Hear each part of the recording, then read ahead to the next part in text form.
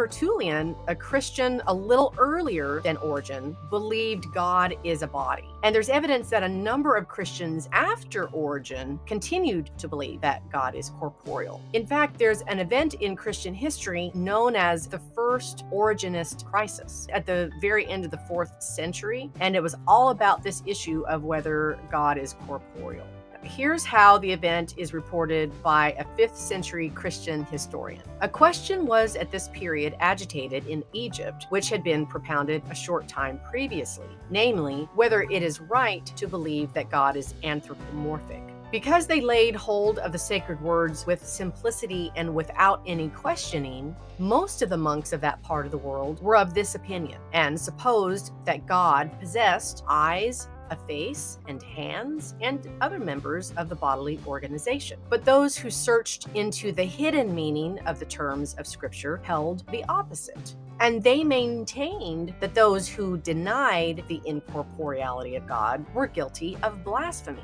So in other words, those who looked for the hidden meaning, not the simple, straightforward meaning, they held to the view that if you said God is corporeal, you were guilty of blasphemy.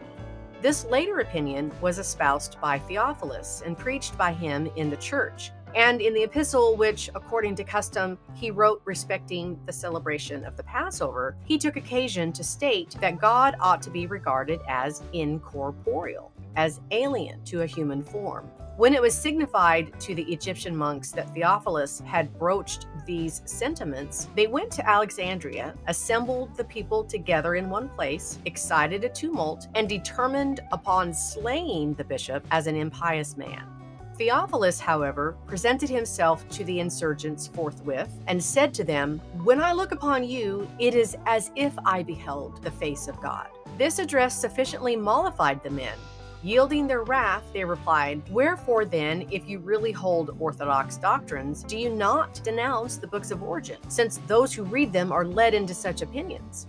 "Such has long been my intention," replied he, "and I shall do as you advise. For I blame not less than you do all those who follow the doctrines of Origen." It's noteworthy here that as late as the end of the 4th century, the majority of the monks in Egypt regarded God to be corporeal and to have human-like form. Those who promoted the incorporeality of God were going against what was considered orthodox by the majority. And in this controversy, the incorporealists lost, at least for a time. It's also interesting that the idea that God is incorporeal was considered to be a doctrine of Origen.